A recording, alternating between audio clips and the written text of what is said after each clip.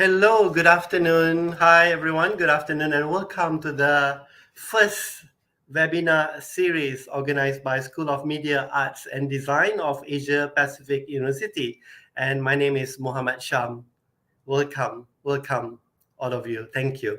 Okay, first and foremost, in a while, I'm going to introduce you our first speakers for the webinar series, Dr. Zohaili Akmal Ismail, and the topic for today is how Instagram and TikTok changed the way we shop.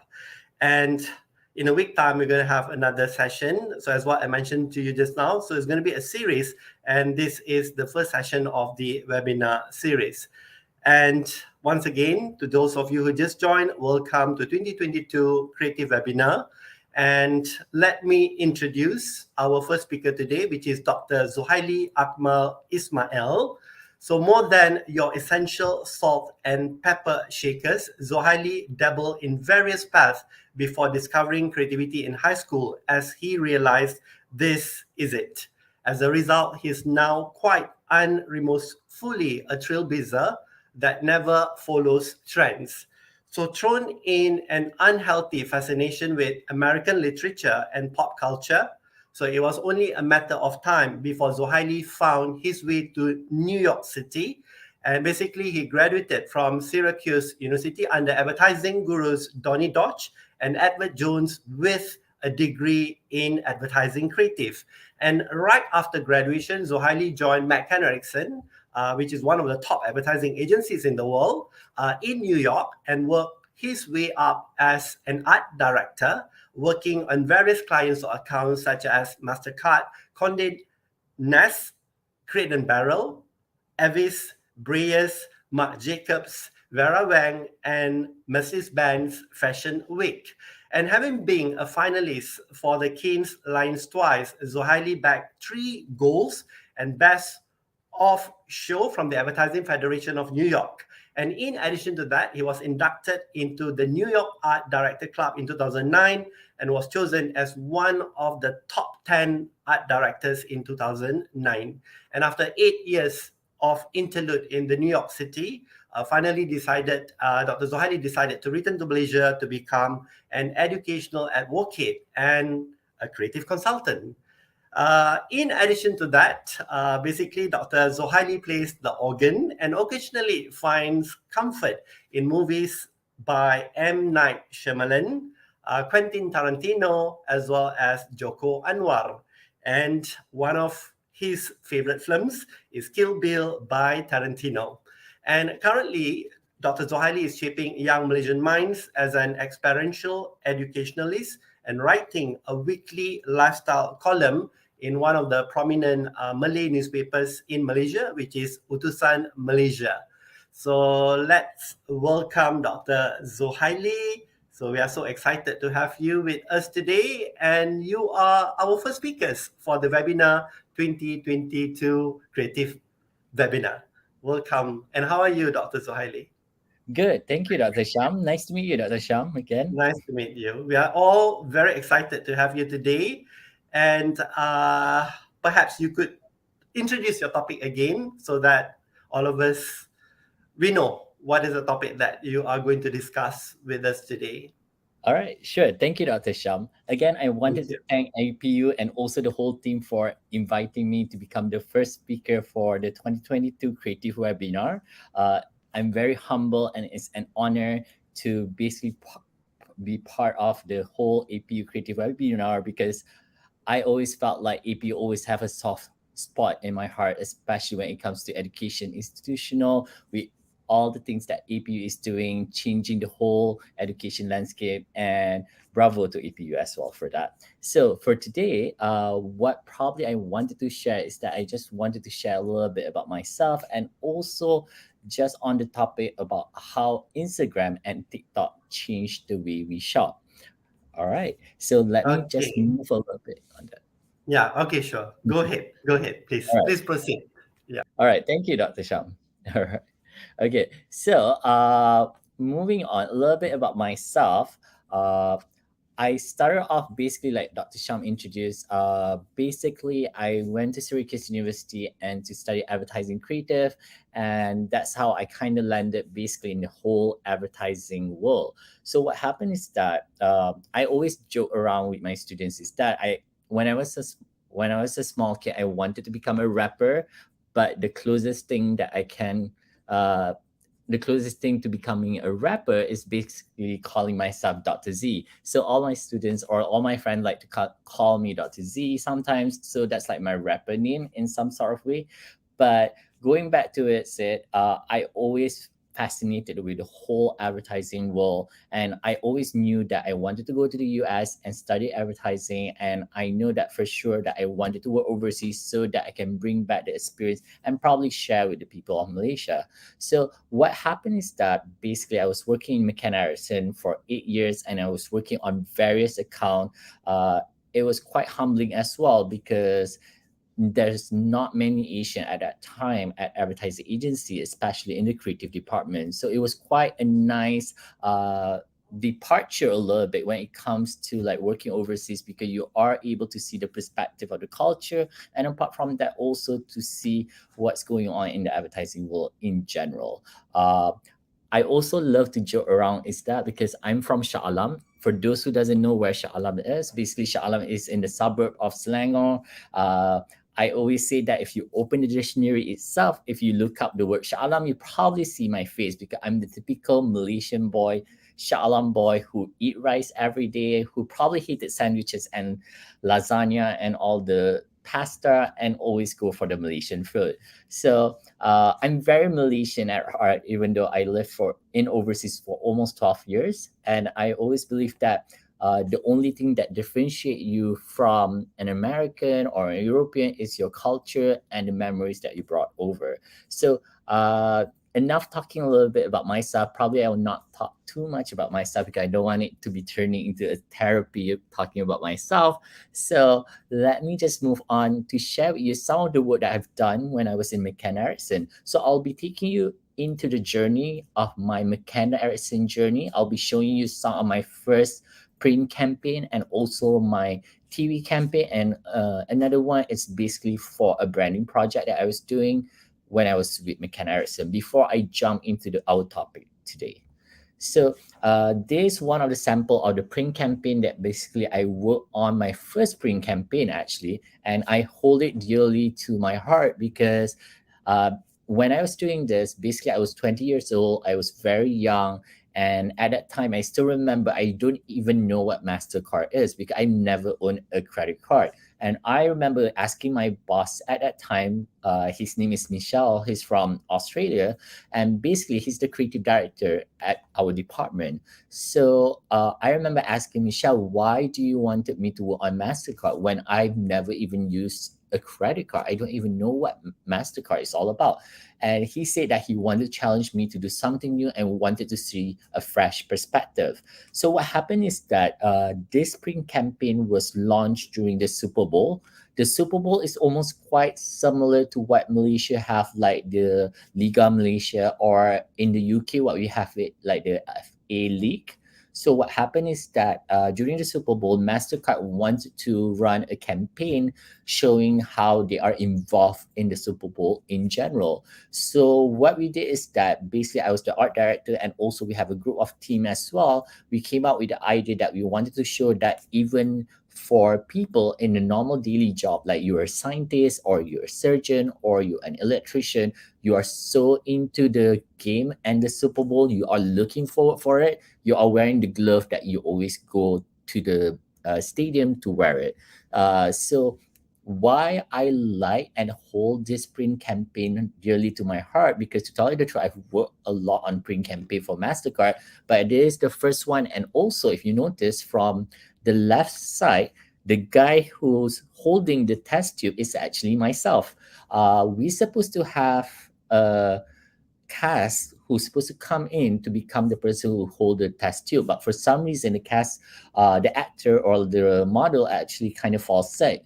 So I volunteered myself just to be in the print ad because I thought how many times you can be in a print ad and keep it as a memory. So that's me, even though you cannot see my face there, vaguely can see my face, but I was sweating in that basically suit for 3 hours. We were shooting for that. So there's probably one of like those projects that I still remember until now because it was my first project. I was very nervous. And you know, when you got your first project, it's the one that you kind of celebrated like a wedding, like a birthday, because it's such a big project. The second project that I wanted to share is that, because I don't want to go too much into my work before jumping into the topic, is that my first TV ad. Let me just tell you a little and share with everybody what actually we did with the television ad. The television ad is basically for MasterCard as well. And for this TV ad, it was quite interesting because I always believe that whenever you wanted to come up with ideas and just brainstorming or just like coming up with ideas for client, you always should relate to your experience and all that. One of my favorite movies is actually Sound of Music by Julie Andrew. And I still remember until now, I still memorize the lyrics. Basically, one of the scene is that Julie Andrew, the nanny in that movie, basically kind of sing the song My Favorite Things. So what we did is that I kind of came up with the idea, hey, why not we kind of like use that song and get the copyright for it, and then kind of retell the story of a lady who actually enjoyed all the luxury in life using MasterCard while singing the song. So let me just play this TV ad for everybody. Raindrops on roses and whiskers on kittens, red copper kettles and warm woolen mittens, brown paper packages tied up with strings. These are a few of my favorite things. When the dog bites me When the bee stings, when I'm feeling sad, I simply remember my favorite thing, and then I don't feel so bad. World MasterCard, the card that won't hold you back. So we basically shoot it in Canada because it's kind of cheaper to shoot it in Canada rather than just shooting in New York.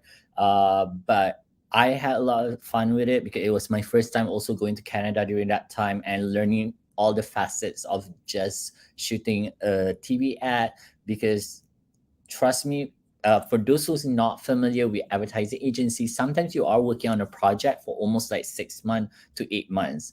Uh, the first month you are into it, you are excited. The second and the third month you started to get bored early, and then you still have to start planning about it and fixing and iron out the idea a little bit. So when I first saw the TV ad on TV, I was really excited because at last you see what's the final product at, even though you already saw it.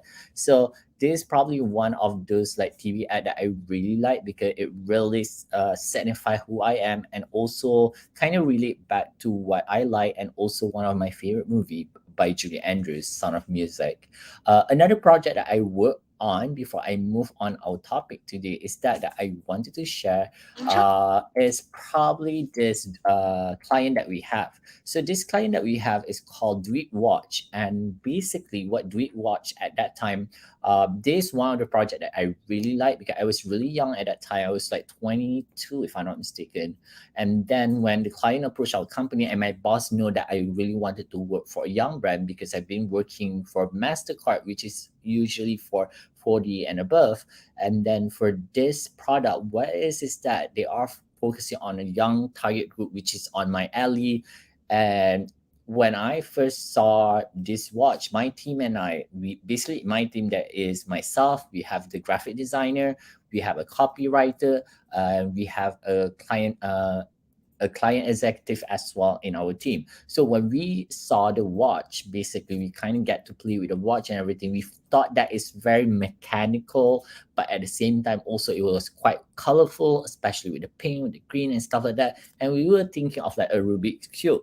And you know how like Rubik's Cube is basically trying to shift it and stuff like that. Our original idea is that we wanted the packaging to become like Rubik's Cube as well, but obviously because of cost and budget restraint we were not able to do so. So what we did is that we just take the whole concept of the Rubik's Cube and make it into the packaging and kind of sell it like this, a very mechanical but quite interesting watch that is quirky but at the same time also is cool to look at. So that's why I wanted to showcase this, because I felt like at that time this project we kind of like proud of, even though we have like limitation because with the budget we cannot make it like a Rubik's Cube, but it's one of the project that I still fond of, that I felt like I would like to share with everybody here. All right, so let me just move a little bit into our topic today, which is on how Instagram and TikTok basically changed the way we shop. Just to share with everybody, before the whole pandemic COVID-19, basically the advertising world, the marketing world, and the way that we shop, the purchasing behavior actually was very traditional. Due to COVID-19, unfortunately, even though it's a pandemic, it's affected a lot of household. What happened is that the whole buying behavior and purchasing behavior was shaken up. And we saw significant increase in the market share, especially when it comes to social media, in affecting the way that we shop and we buy. So what is over here is a bit of statistic that basically produced by Digital Business Lab for 2022 market share in Malaysia. It shows that 94% of the market dominator is YouTube, followed by WhatsApp, Facebook, Instagram, Facebook Messenger, Twitter, WeChat, Telegram, TikTok, and LinkedIn. Some of you might be wondering, why am I only covering Instagram and TikTok, which is on the fourth place and on the second last place for the market share? Instead, why not focus on YouTube and WhatsApp? To tell you the truth is that it has been researched that basically Instagram and TikTok will be taking over the market share in 2 years' time. If you notice on the history a little bit, TikTok was released in 2016, Instagram was a little bit before that. But if you notice, slowly and slowly, basically Instagram and TikTok has like one of the highest engagement when it comes to buying behavior for consumer in general, which I'll explain it a little bit later. And just to share with you on Instagram users in general in Malaysia, I'm a little bit guilty as well because I'm also one of those avid Instagram user. Basically, if you see that in Malaysia, from the whole population, we have around 30.8 million of population in Malaysia, 15 million and 700,000 are IG users. And we can see that basically on the Instagram itself, it's skewed towards the female audience more.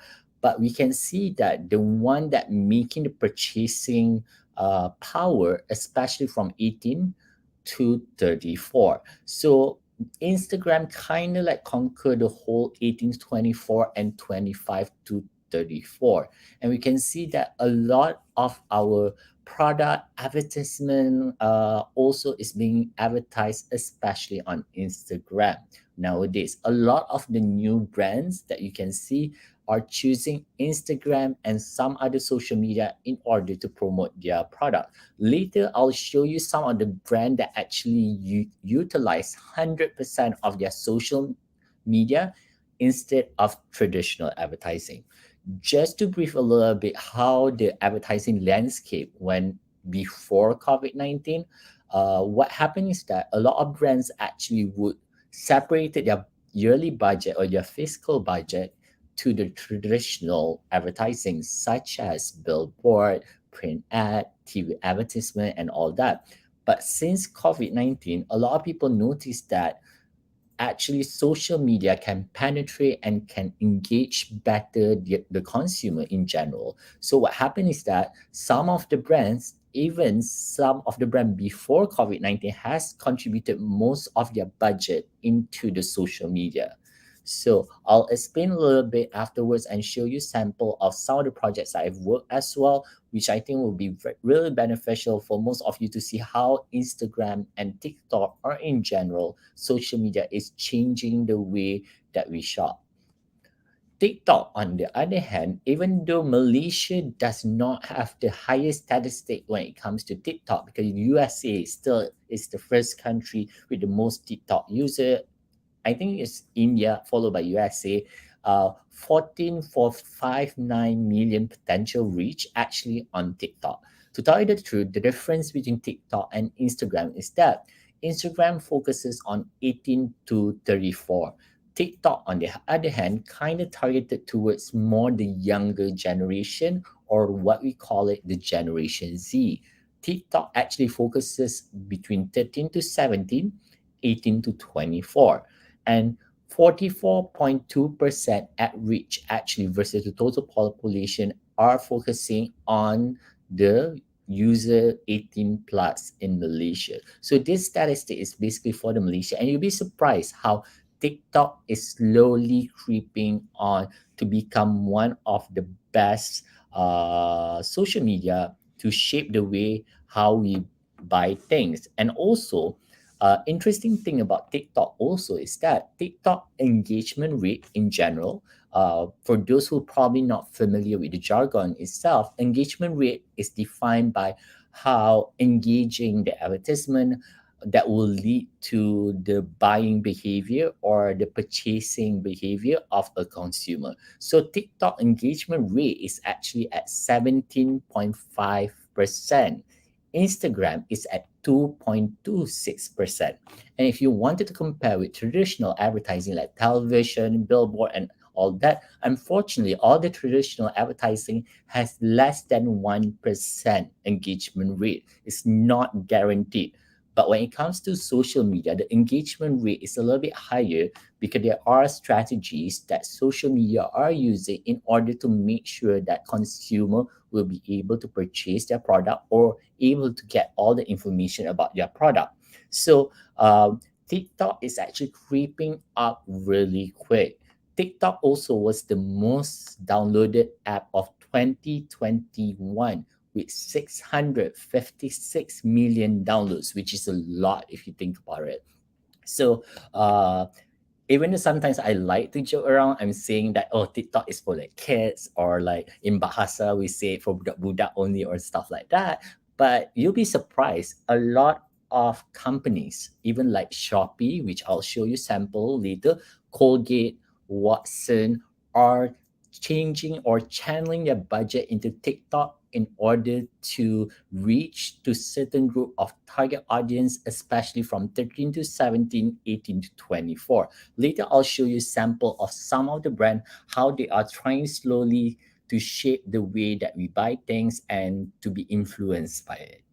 All right. So the interesting part about all of this is that before, usually there is an internal department within a brand that will focus on doing all this strategy and the marketing in order to influence people to buy. But what has happened recently, I think started like 5 years ago, there is this new position that is being created, social media specialist. And some people thought that being a social media specialist is just about taking selfies, taking photos, and just upload it. To tell you the truth, it's probably one of the hardest job because you have to make sure that the photos that you are going to post will be attractive enough. At the same time, also you have to be engaging and will be able to hit a certain engagement rate. So let me just play this video by NYC Singapore that will tell you what actually social media specialist does. So social media specialist is the middle person who actually constructed all the content, or what we call it, the curator, for all this information to be put on social media in order for consumer will be able to see your products or your brand in general.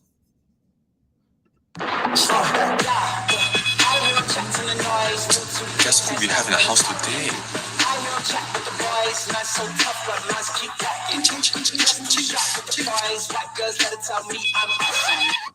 Hi, my name is Samuel. I'm 31 and I'm a social media strategist.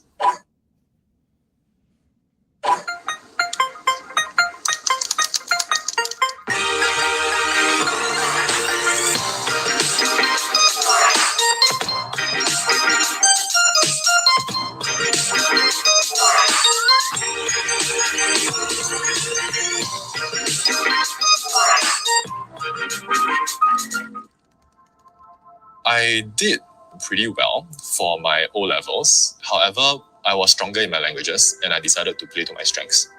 From there, I took a non-traditional route, which was to pursue mass communications in my polytechnic. And from there, I realized it was something that I really loved. So I continued that into university. And the funny thing is, I didn't think that I would be working in social media. My initial job was in public relations. Subsequently, I was in editorial for a while before I went into agencies in 2016, 2017. There was an opportunity for me to join social media.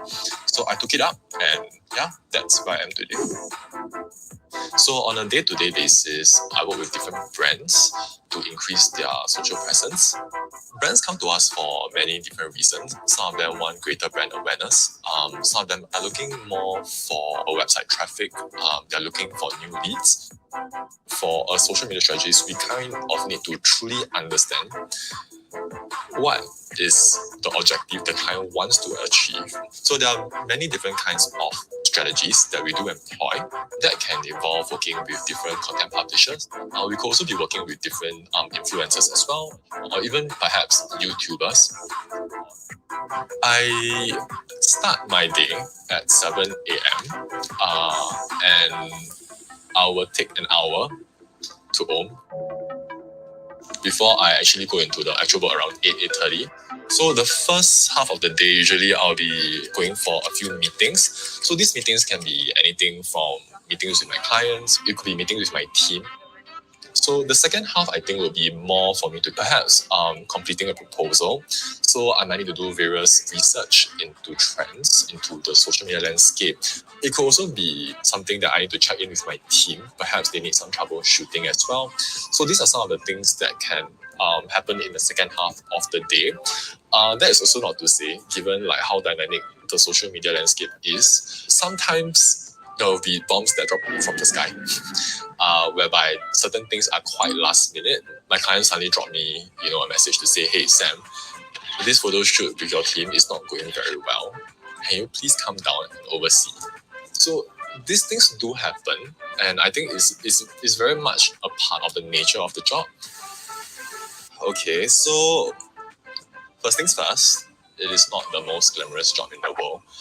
I think in front of the camera, you see us working with influencers, but there's actually a lot of hard work that goes behind it. I think one more thing that was also kind of important to note is that when it comes down to being a social media strategist, it will become kind of your responsibility to answer very difficult questions. If let's say, a troll on social media leaves a nasty comment on your client's social media page, the client will ask you, "Samuel, why got this comment?"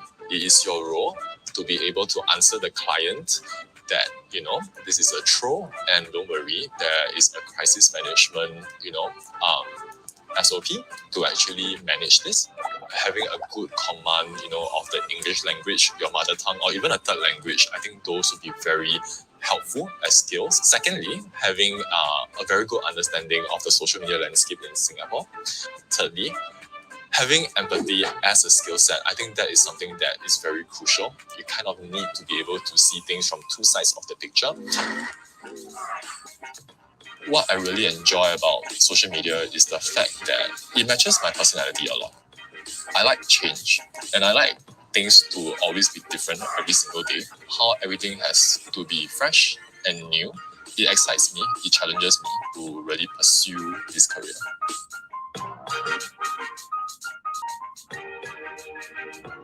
All right, so that's a little bit about the social media specialist, and you notice that Samuel basically kind of like studied a little bit on communication and English, and then kind of move his way up into becoming a social media specialist. In Malaysia, generally, what has been changing the whole landscape is that before, if a brand wanted to promote or even just wanted to reach into the consumer in order to shape the purchasing behavior or the purchasing power in the consumer itself, what the brand will do is that the brand will have an internal department which is called marketing and will try to curate that information. But nowadays, you will see that a lot of brands, what they try to do is that instead of just relying on their internal department, what they do is that they will collaborate with an influencer, a content curator, a social media specialist, or they will hire a social media specialist in order to curate the information digitally or virtually on the social media. So you will be seeing a lot of changes, especially when it comes to communication or design, and you'll be surprised. Some of the social media specialists and the content curator, some of them does not even study communication, or some of them is actually from art and design, from IT. We even have like some of the famous influencer in Malaysia, like Harul Aming. He studied something else, business. And then we even have a lawyer who became a social media specialist. It doesn't really matter which background are you coming from. The most important thing is that, probably like what Samuel said just now, to understand the local landscape of the social media, especially in your own country. If you are in Malaysia, it's really important for you to understand the social landscape of like the social media itself, or the term social listening, which is very important. For those who doesn't know what social listening is all about, social listening is a method to understand about your brand or your product is doing online in general, just to know your digital footprint as well, whether you have a weak digital footprint, whether you have an average digital footprint, or an excellent digital footprint. What digital footprint is basically our feedback or opinions about your own product online. So it is really important for a social media specialist to understand that in order to drive buying behavior into the product itself. All right, and also just to increase engagement in general. It is quite interesting with the social media specialist, because a lot of the skills, actually, to tell you the truth, is not being taught in schools or colleges. Some of it actually you learn it from your own experience dealing with your own Instagram or social media or TikTok, and how actually you are able to react I remember talking to one of my friends who is a social media specialist for a big company, which I cannot reveal. But what he told me is that the most important thing is that to do the social listening, which is to do an audit on what your brand basically behavior, how's the brand perspective or responses from the audience online in order to understand better of how your brand is doing, and also just to have a good reaction and the empathy, which some will kind of stress on, especially when it comes to becoming a social media specialist. All right, so I'll move on a little bit and I'll touch a little bit on the social media specialists and how basically Instagram and TikTok, especially changing the way that we shop in general. One of the brand that I felt like probably most of you, the audiences know, is Kylie Cosmetic by Kylie Jenner. So for those who of you don't know who Kylie Jenner is part of the big Kardashian clan in the US. The reason why I really wanted to share with this, some of you probably going to say, oh, but she's rich. She probably is successful because she's famous. She was part of the reality TV show Family. But I do believe that even though you are rich, you have a certain amount of money to back up your company, there's still some effort. But Kylie Cosmetic was actually one of those business brands that actually capitalized on social media, especially on Instagram, Snapchat, and TikTok. And it's quite interesting to see the evolution of Kylie Cosmetics. And then it became what happened is that Kylie, in general, the brand itself, kind of came out with the Kylie Cosmetics with the lip kit, and then kind of derived into Kylie Skin with the skincare. And now she's coming out. Well, she already came out with the Kylie Baby, which is a baby product because she just had a baby, 2 babies, and all that. So the interesting part about this video is that I got this video from Kylie Cosmetics because I'm also an avid follower of Kylie in general, just to understand her business model, how her business actually capitalizes on social media to just promote better the brand and all of that. And you'll be surprised, a lot of the buying behavior and the purchasing decision are made based on the social media content, which is quite interesting because if you kind of follow Kylie Jenner, you probably understand that Kylie actually doesn't even spend money on traditional advertising. What she does is that she spends most of her budget on the social media by using her own social media, using the Kylie social media as well, and collaboration with other influencers in order to derive more purchasing behavior. Let me just play this video so that you understand a little bit of the evolution, because I'm pretty sure that not everybody is such a big fan of the Kardashian clan. But the great thing about this is that to learn how she capitalized the whole social media in order to shape the way that we buy things. After a few years of gaining followers, Kylie realized she could use Instagram as a platform to create her own brand. In 2014, she had the idea to start her own cosmetics company, specializing in lip kits, a package containing lipstick and matching lip liner. Around this time, YouTubers and Instagram stars were starting to go beyond makeup tutorials to selling their own products. There was a major shift going on in the cosmetics industry, and Kylie saw the opportunity. Although she was one of the most famous people on Instagram, she didn't create the company alone. She teamed up with a company called Seed Beauty, which was a brand new company founded only a few months before Kylie came into contact with them. The founders of Seed Beauty, however, were heirs of Spatz Laboratories. Spatz Laboratories was founded in 1955 by Walter Spatz and produces makeup products for other brands. Spatz Labs takes a brand's idea, produces it, trials it, then gives it to the brand to sell. They specialize in the speed of product development and are able to beat other companies to market, making it an attractive choice to Kylie. The heirs of Spatz Labs, Laura and John Nelson, saw the cosmetics bubble grow online with the rise of things like Instagram and created Seed Beauty to specialize in creating beauty products for online brands. Seed Beauty runs everything from manufacturing to fulfillment and also helps brands with marketing. They have a huge advantage because the research and manufacturing process has already been perfected by Spatz Labs in the decades they've been in business. Because of this, Seed Beauty is able to focus on the speed at which these brands can create and launch new products. Laura Nelson even refers to the company as bringing the fast fashion model to beauty. Speed is now the #1 priority in the industry, and Kylie saw Seed Beauty as the best option to bring her concepts to reality in just a few days. She paid them $250,000 of her own money to produce 15,000 lip kits. She didn't announce an official launch date, but began teasing her lip kits on Instagram. In April 2015, however, the Kylie Jenner challenge suddenly took over social media.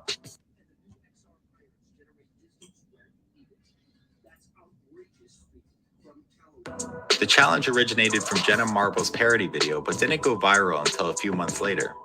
It was perfect timing for Kylie, though, as she was getting closer to launching her first collection of lip kits. On November 29th, she announced that they would be launching the next day, and her fans were prepared. On November 30th, 2015, the collection of 3 lip kits launched, and everything sold out within the first minute. This is just so exciting. Dolce is the first to go. Candy is the second to go. The lip kits were $29 each, affordable for her millennial audience, but they were hard to get since she released such a small amount. Kylie and her mother Kris Jenner continued to work behind the scenes and upped the production of 500,000 kits. The next collection was on Valentine's Day 2016 and included another 3 lip kits, this time shades of red and pink. She continued her formula of teasing the products on her Instagram, and her fan base kept buying them out. The company, now named Kylie Cosmetics, was now selling a variety of products such as eyeshadow, eyeliner kits, glosses, and different types of lipstick. She released 4 more collections throughout 2016, and by the end of the year, the company was selling over 50 products and had revenues of over $300 million. And just 14 months prior, the company wasn't even founded. Kylie was doing what other influencers had done, but on a completely unrivaled scale. She showed the potential of this new method of commerce and proved that a large social media following could compete with the industry's giants. As time went on, the cosmetics market continued to grow more toward that selling method. Information about future products could be provided to customers directly through Instagram and Snapchat, and it was a much more real process. The customers saw exactly what they were getting, and their products didn't have million-dollar marketing campaigns behind them. It was simply just a celebrity in her bedroom applying makeup for millions of fans to see. The speed of manufacturing and the flexibility of e-commerce allowed for such an efficient process of product creation. Working with Seed Beauty and Shopify, Kylie could bring a concept to customers in just 5 days. The power of Seed Beauty and their control of manufacturing, assembly, marketing, and fulfillment allowed for speeds the cosmetics industry had never seen before. Combined with Kylie's fame and taste, Kylie Cosmetics was able to dominate the fast beauty market. Since its creation, the company has sold over $700 million worth of makeup, and Kylie's Instagram followers have grown to 125 million. The reason Kylie is expected to become a billionaire so quickly is because she owns 100% of the company. Although she has expenses such as paying Seed Beauty, her manager and mother, Kris Jenner, and Shopify's membership fee, she has complete control over the company. And if she were to sell the company, she would get all the money. Kylie Cosmetics doesn't have much public financial information, so it's difficult to make an actual valuation. But she's still the center of the limelight with 125 million Instagram followers, and her family being more famous than ever. She still has an incredible fan base, and despite the growing competition in the online beauty industry, her company will likely perform well in the coming years. But despite the financial success, Kylie Jenner has truly made a name for herself and has played a big part in reshaping the cosmetics industry. She found out how to turn her following into a business, and her loyalty and responsiveness to her fans made Kylie Cosmetics extremely successful. All right. So that's a little bit about the Kylie Cosmetic and her evolution from starting her business, just producing like a limited edition of the kit and becoming the first self-made billionaire, as Forbes magazine say, and also just evolving around her clientele in general. It's quite interesting to see how her marketing strategy is just capitalizing on Instagram, Snapchat, and TikTok in general. And you can see that a lot of brands in Malaysia, because I always say that brands in Malaysia is always very fast in catching up the trend in general in what the US are doing, what the European countries are doing. And you'll be seeing after this, I'll be showing you some of the sample of like some of the local brands that actually capitalizes the same way that Kylie Cosmetics are doing. And you'll be surprised that the marketing strategy actually works in shaping the way that we buying and shop in general. All right. After a few So I'll share with you one of the project that I was recently part of. Actually, during the COVID-19, I was approached by this brand called Slay, and what happened is that this brand just recently launched. At that time, it was in 2021. So I was approached in January around that time, and what they wanted to do is that they wanted to officially launch in April, and what they wanted to do is that they wanted to target towards university student 18 to 24.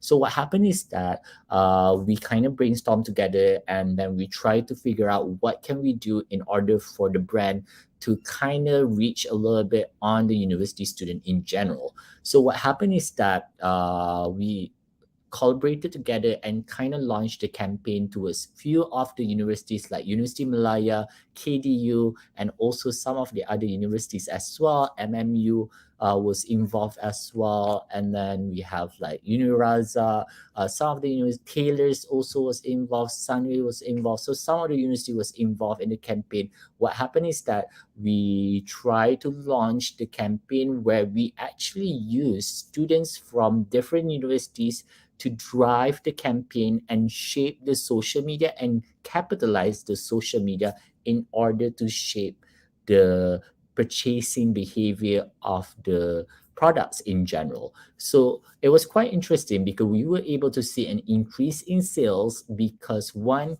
the social media create awareness of the brand because it's a new brand within those university landscape, and especially in each individual universities. Apart from that, also we were able to humanize the brand to become closer and youngerize the brand rather than just using a certain celebrity influencer. What we did is that we kind of choose the university influencer for each university. So let me just transition really quick to the web browser so that you can see what was the outcome that was driven by the students in one of the universities. I'll not mention which university did this, but what happened is that this campaign was run officially by one of the universities, which they actually drive the whole social media campaign in order to drive sales and shape the way how people buy the products. All right. So this is the Instagram page basically for one of the campaign on the web browser itself. If I can just share really quick for everybody to see it. Okay. So for those who wanted to check out a little bit, the Instagram account is UniSlayFluencer_Dear Dream. So what happened is that this group of students that we have chosen in one of the university, what happened is that we kind of brief them, we give them the PR kit as well, and we kind of give the freedom to them on whatever that they wanted to come up with the idea, the concept, and the creative execution. And it was quite interesting because the group of students are made out of 2 guys and 2 girls, and you'll be surprised because a lot of people think that, especially when it comes to cosmetic, it's always girls behind the team. But sometimes guys also will be giving the fresher and perspective. And it was quite interesting because what happened with this group is that they try to focus on their university. They come out with IGTV, IG Live, makeup tutorial, sharing session. And what they did is that they try to go to different universities to grab like students. Like for example, in this one, they grabbed a student from a mass communication from one of the universities. I remember they also approached students like from KDU, from different universities as well, to have an sharing session. And what they tried to do is that in this project that I think was really successful, especially in shaping the consumer to buy the product, is that they try to humanize the product. At the same time, also, they're not just selling the benefit, because if you notice, a lot of the products, even like Kylie Cosmetics or some of the product basically online, what they're trying to do is that the product has to be good.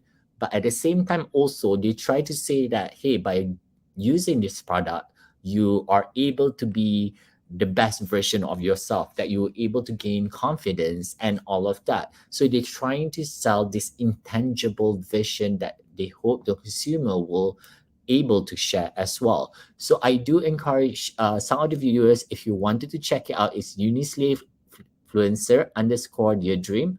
So what they did is that they kind of apply the same strategy like what Kylie Cosmetic is all about. They tease a lot about the products before the launch of the product itself. They kind of did like a little bit of teaser, what's the product is all about. And then what they did is that in the sharing session, they will share like what are the products they were using while talking about it. They tried to make it a little bit subtle rather than too obvious. So it was quite interesting to see how this group of students actually drive it. And the industry was quite, the slay industry was actually quite impressed with the group of the student as well, because it looks legit, it looks professional. So the great thing about all these social media posts, it doesn't matter how much experience that you have, as long as you understand the social media landscape of your own country or just in the industry itself, you are able to drive it. And the engagement rate was quite high for this campaign that was driven by the student as well. So do check it out. All right. Apart from that, also, I wanted to share with the audience as well some of the brands that have been capitalizing 100%, almost 100% on social media, especially to drive buying behaviors to purchase their product in general. For example, Chucks. For those who are familiar, Chucks is founded by Jim Chuck, who's a famous social media influencer in Malaysia. So Chuck is a skincare product. So what Chucks does is that they believe that Chucks is not just making you pretty and all that. At the same time, also Chucks accept your flaws. They are saying that, hey, by the way, our users probably have a lot of flaws. At the same time, also by using Chucks, you are being you, the authentic you. So the great thing about Chucks is that since they first started, they do capitalize a lot, especially on their social media, to drive their sales in general. A lot of the buying happen on the social media to drive it before going to the website. When they first started, it was quite interesting. If you see the first post when they first started, they tease a lot. This is Jane Chuck, by the way, if I can just play it really quick. This is Jane Chuck, who is the founder of Chucks. And what Jane Chuck does a lot, especially, which is almost similar strategy like Kylie Cosmetic, she teases a lot, especially about the product before launching it. That's one of the best strategy for you if you have a new brand, if you are working with another brand, to tease it first in order to create the word of mouth, and also to just to create the news in general before you start to launch the product. So that's the great thing about social media, because you can actually curate it the way that you want it, compared to like print ad or traditional advertisement that you have to kind of like decide what you have to do. Another great thing about social media also, if you notice with Instagram and TikTok, whenever you are doing the production itself, it doesn't have to be high production state. It could be just very simple, very minimalistic, very laid back, very casual. All right. I'll go through really quick because we are running out of time and we wanted to accept some of the questions as well. Dark Cosmetic is another brand that actually capitalizes a lot on their sales by using social media. Dark Cosmetic was founded by another social media influencer who is quite famous in Malaysia as well, Vivi Yusof, who is the creative director of Fashion Valley. Another big brand that you will see that has been using TikTok as well, because we touch a lot on Instagram, but not so much on TikTok. TikTok is slowly applied by a lot of big brand and small brand in Malaysia, but you can see that Shopee is one of the big brand that has been using TikTok in order to drive their sale, to shape how people are shopping. So Shopee has 1.2 million followers and they were quite successful. Compared to Lazada, before Lazada was quite famous, but Shopee is slowly taking over because they have been using this strategy by using their social media in order for people to get a sneak peek of their product. And the great thing about it also, they have branded challenge to show how, like a short reels, how to use their product and all of that. All right. So that kind of sum up a little bit of my thought today, before I accept some question, because I do notice that there's a lot of question at the live chat at YouTube as well. So I'll probably pass back to Dr. Sham to help out with the questions. And again, thank you for watching the live, and also feel free to contact me if you wanted to know more, because obviously it's just a sharing session. And the best way to apply some of this strategy, or to know better about how actually TikTok and Instagram are changing the way that we shop, is by just observing some of the brands, what they are doing. All right, over to you, Dr. Sham. Okay, thank you, Dr. Zohaili, for an enlightening and entertaining presentation on how Instagram and TikTok changed the way we shop today. And the buying decision and purchasing behavior is based on social media content today. So I have one quick question. In your personal point of view, I guess, or looking at the current trend in terms of social media platforms that we have today, either in Malaysia or globally, any trends in social media that are worth knowing beyond 2022?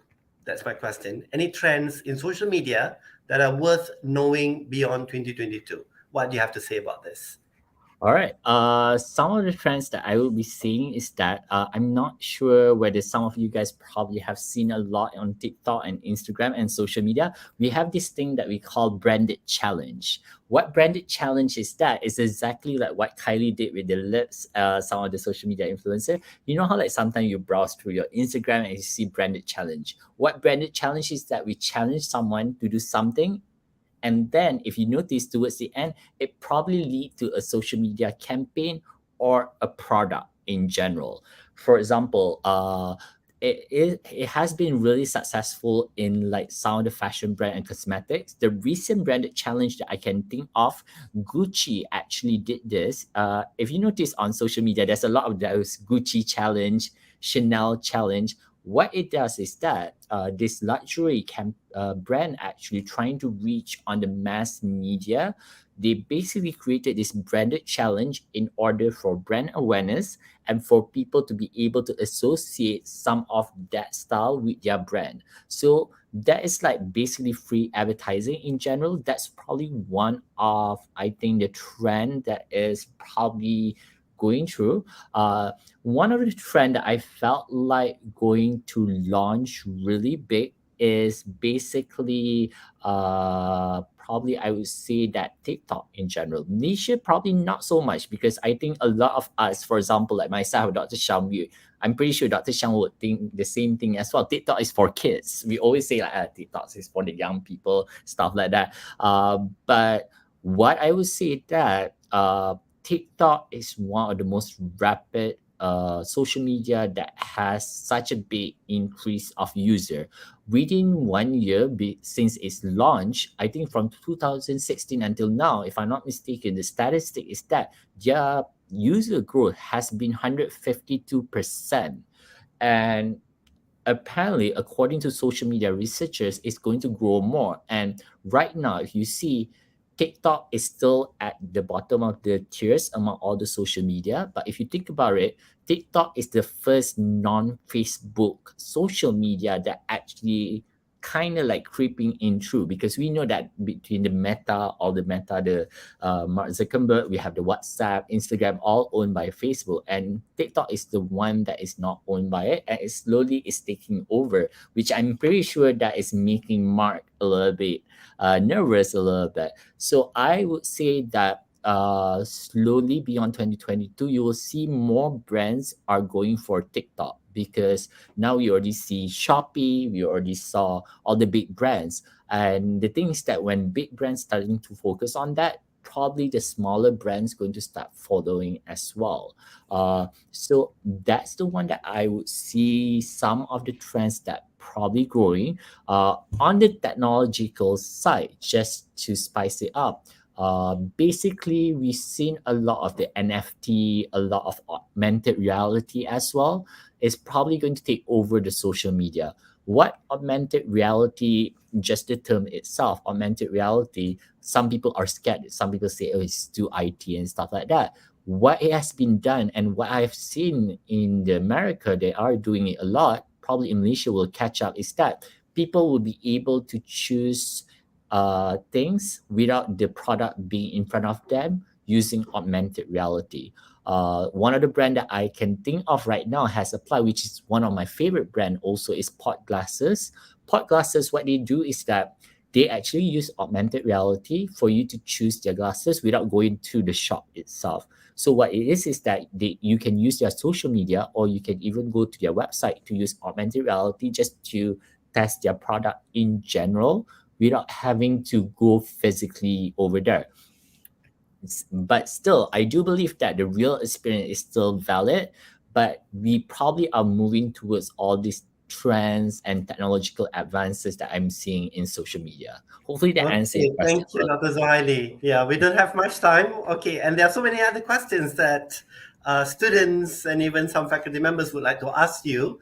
And to wrap up the show, I think I have one last question, and I'm sure that all the questions that we have on YouTube and all the other platforms that we have today, perhaps Dr. Zohaili could answer or address all those questions later. So my last question, basically you have been working on so many great projects from MasterCard and shooting the campaign for Marc Jacob. And could you please tell us about one project you have created or perhaps co-created that you are particularly fond or perhaps proud of? So maybe MasterCard, maybe Marc Jacobs, or is there any other project that you have created or co-created that you are particularly fond or proud of? Perhaps in 30 seconds, if you could just summarize, Yes. I would say Marc Jacobs, because I'm such a big fan of fashion. MasterCard for sure not.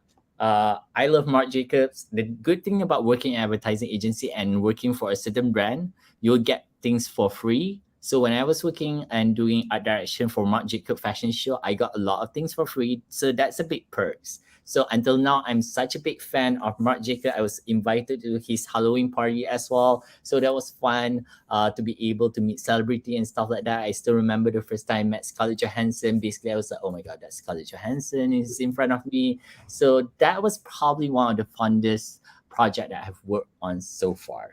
All right. Okay, thank you so much, Dr. Zohaili, for taking your time to discuss this interesting topic today.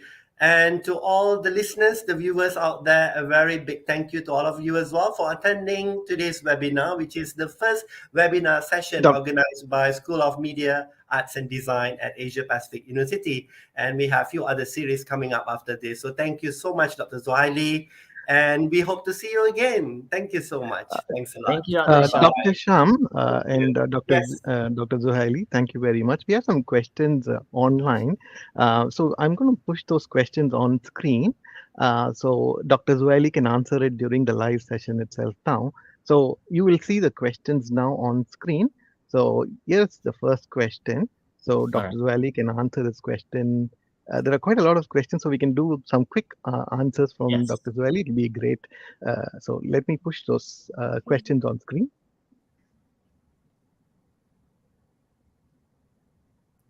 All right.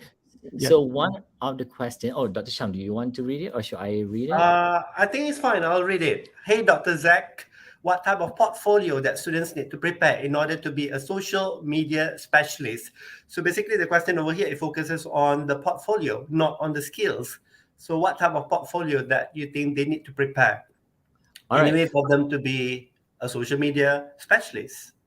All right. Thank you, Lilia, for that great question.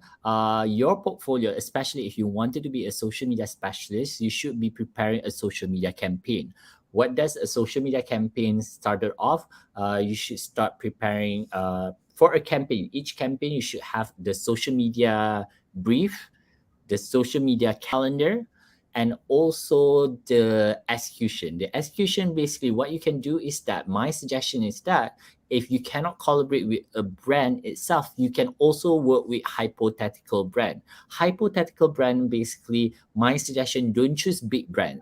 Choose unknown brand or smaller brand where you imagine what the hypothetical campaign that you wanted to work with.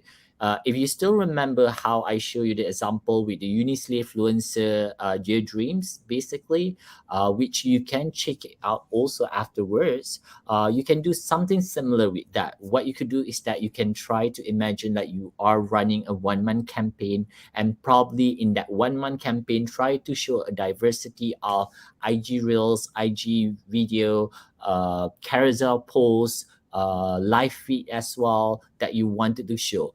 But the most important thing when it comes to social media campaign is the big idea or the concept. Always remember that for each of the campaign, you have to highlight your strength and cover your weakness. And the best part is that most of the social media campaign, if you wanted to hypothetically created it, there's a lot of software that can assist you, because I know that a lot of social media, especially, they will be questioning, oh my God, I don't have like Photoshop skill, Illustrator skill. The best part is that there is a software or web browser software like Canva that could help you to create that for free in order for you to relay your answer. To answer back your question, going back to the 3 things: social media creative brief, social media calendar, and the execution part where you can demonstrate it on Instagram or TikTok. How does the hypothetical brand will work in the campaign? Hopefully that answers your question, Lila. Thank you. And let's move on to the next question by Mazin Makdi. So considering that Instagram and TikTok are battling just to grab our attention, how do such apps have the ability to recognize our needs and wants? All right. That's a great question, Mazin. Hopefully I pronounced your name right, Mazin Makdi. When it comes to recognizing our wants and needs, basically, Instagram and TikTok has their own algorithm to identify which target audience are currently they wanted to focus. When it comes to algorithm, this is a bit technical. Instagram probably has a better algorithm compared to TikTok, because Instagram is basically using the same algorithm as Google.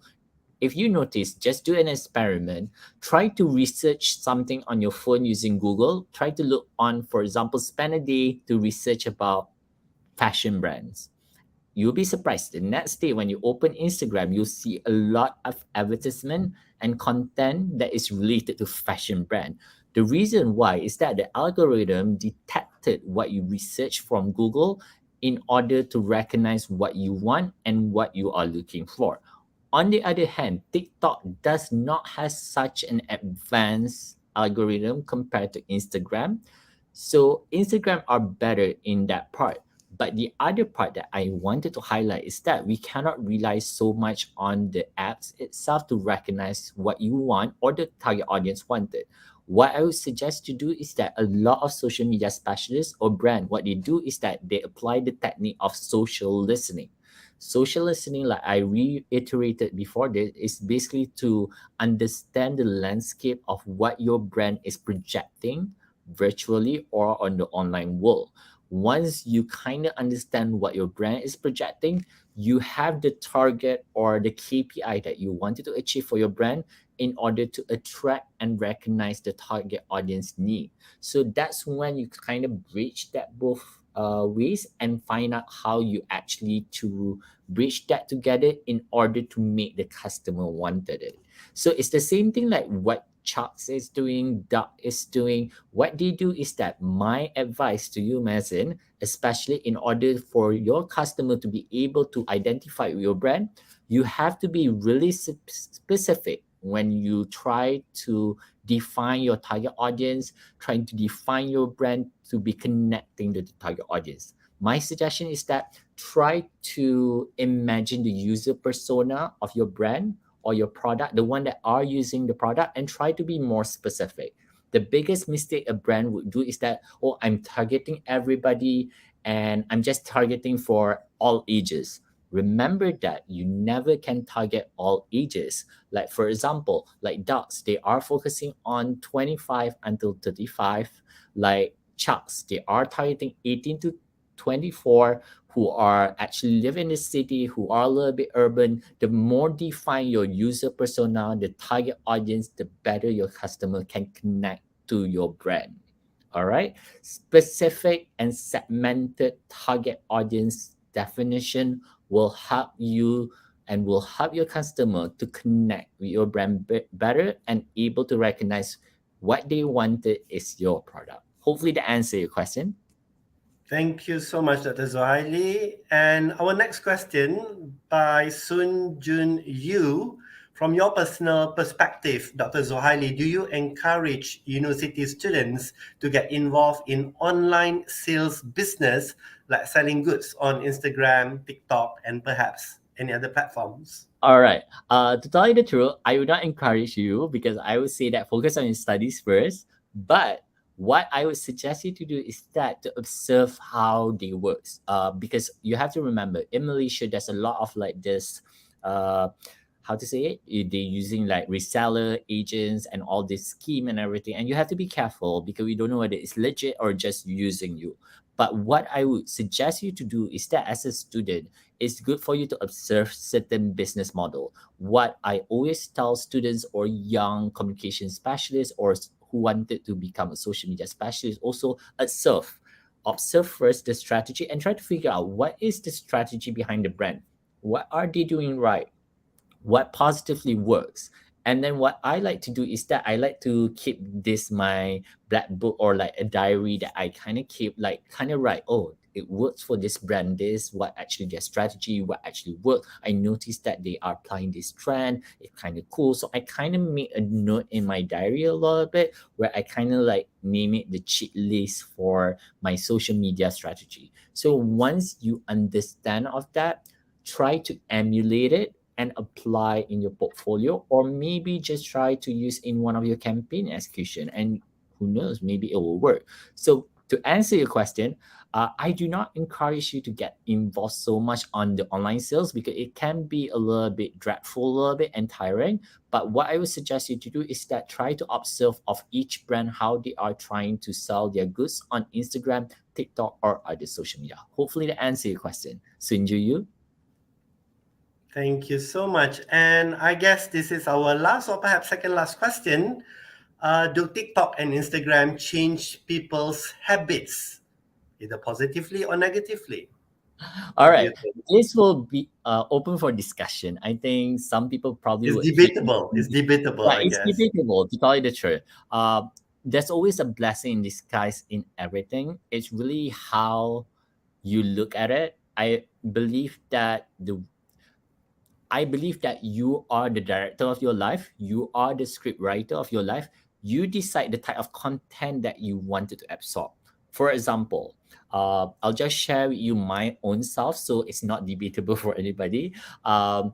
Even though I'm in the academic world, in the professional world, when I go home, I choose to filter that and I choose certain things that I felt is light enough or lighthearted. Like I would go home and watch Kardashian on Hulu's just for fun because I choose to expose myself to that content.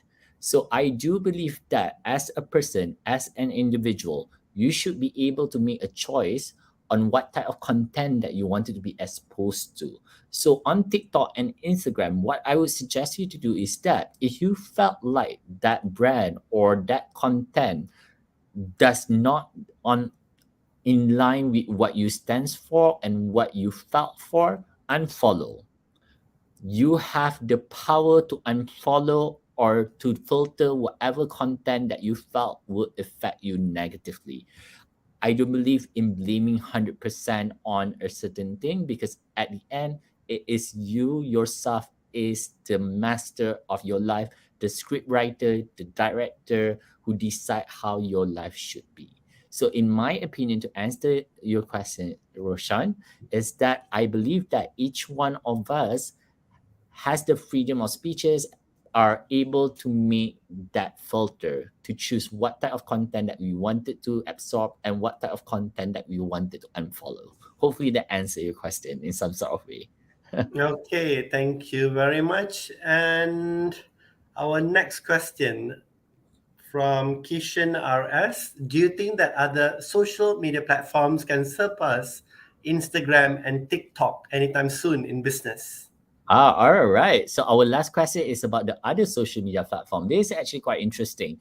Back in 2020, Clubhouse was actually released. For those who doesn't know what Clubhouse is an app where a social media app that basically centralized on just your voice. It's almost like you becoming a DJ radio where you just speak and people listen to you.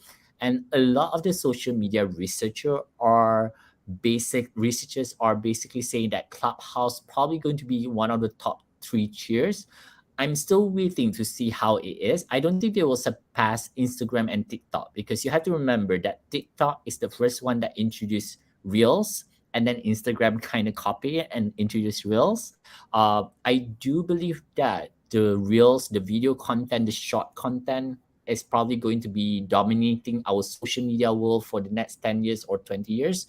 But I'm excited to see how audio social media like Clubhouse, because if you remember, Twitter also did it also, where you can actually put audio on Twitter and stuff like that, but it didn't launch very successfully. And then Clubhouse was a phase where everybody has Clubhouse. I also downloaded Clubhouse.